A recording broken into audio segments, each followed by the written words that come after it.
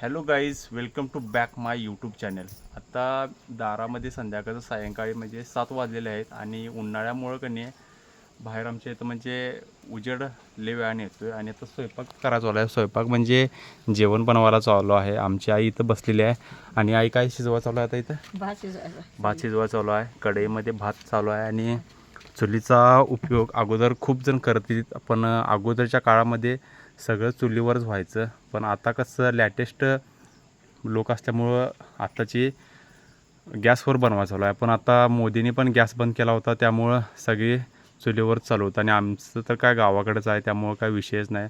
आणि चुलीवरचं जेवण एवढं चविष्ट लागते की काय सांगू तुम्हाला.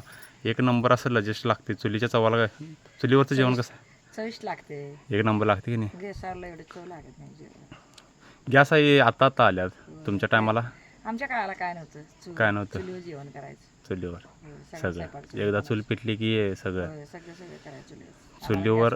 गॅस पेटवाय बीत नव्हता. होय. आता शिकला गॅस आता आम्ही गॅस घेतलेला आहे आणि आमचं यशराज पाठीमागनं बघायला आल्या. त्यासनी यायचं असते ब्लॉगमध्ये, खरं लाजतात लय यशराज. हे बघा यशराजची आत्ता 6वी झालेली आहे. काय यशराज काय नाही, यशराजकडे काय नसते. यशराजला आता आम्ही पोवायला वगैरे शिकवले. कॉन्फिडन्स एवढा आहे की नाही, डायरेक्ट वरनं उडी मारतोय. मग आई आम्हाला आता चुलीच्या जेवणाची चव सांगणार आहे. चुलीवरचं जेवण कसं होते सांग. चुलीवरचं जेवण चांगलं होते आणि गॅसवरचं चुलीवरलं जेवण चांगलं लागते. चुलीवरचं जेवण चांगलं लागते. गॅसवर चव नाही राहत, कारण की गॅस हे तयार केलेलं असतं. चूल हे नॅचरली असतं आणि त्या चुलीवरची जी भांडी वगैरे करपतात आणि ते आतून जी चव येते की नाही, ती कुठल्या हॉटेलमध्ये भेटत नाही. बरोबर आहे ना? होय, बरोबर आहे. पहिला काळ होता दिवस. आता नवीन जुना काळ यायला नाही. नवीन पहिला काळ होता ते, आता नवीनच की जुना काळ यायला नाही. होय. आता नवीनच की सगळं आले. पहिला गॅसची सवय लावली आणि मग परत आणि चूल आता आली. चूल आली. गॅस तर मी कोल्हापूरमधून ब्लॉग करतो आहे. कोल्हापूरमध्ये तर आम्हाला आता गॅस टाकी 45 दिवसाशिवाय मिळत नाही. आता धूर यायला आला आहे की म्हणजे आता सवय नसल्यामुळं कसं, त्यामुळे जरा डोळ्यासून त्रास व्हायला आहे. पण आम्ही रोज रेग्युलरली सकाळचं आम्ही चुलीवरच पाणी तापवतो आहे. रोज आमचं चुलीवर पाणी असतं. आमच्याकडे काय बंब नाही, काय सोलर नाही. बरोबर आहे. त्यामुळं आणि इथं आमच्या पाठीमागं तो जनावरांचा गोठा आहे आणि याला लागून आम्ही फक्त हे पाणी तापवण्यासाठी चूल बनवलेली आहे. आणि आईनं आमच्या चूल कशी बनवलेली आहे बघा.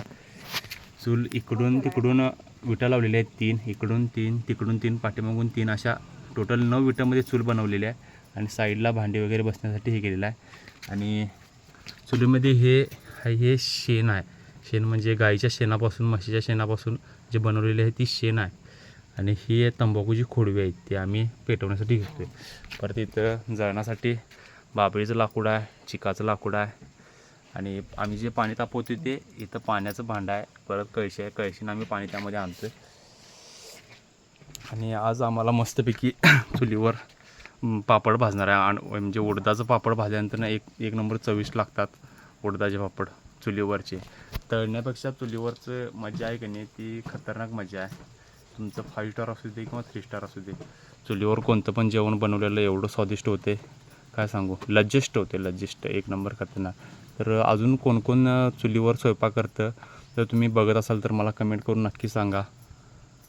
बरोबर आहे ना आई? आणि आणि आमच्या आईला जेवणाचा लई भारी एक्सपिरियन्स आहे. आई आमची ॲट ए टाईम म्हणजे मीठ वगैरे सगळं ॲक्युरेट घालते. असं म्हणजे काय बघायला लागत नाही, काय नाही. 30 लोकांचा असू दे, 50 लोकांचा असू दे किंवा किती पण लोकांचा असू दे, बरोबर अंदाज असतो आहे ॲक्युरेट.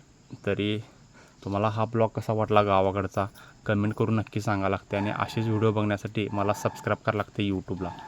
तर भेटूया आपण पुढच्या ब्लॉगमध्ये. मी गावाकडची माहिती वगैरे तुम्हाला शेअर करेन. गावाकडचं आयुष्य कसं असतं, काय असतं, सगळं शेअर करेन. ब्लॉग आवडल्यास लाईक, कमेंट, फॉलो आणि शेअर करावं लागते. सप्लायचे. जय हिंद, जय महाराष्ट्र.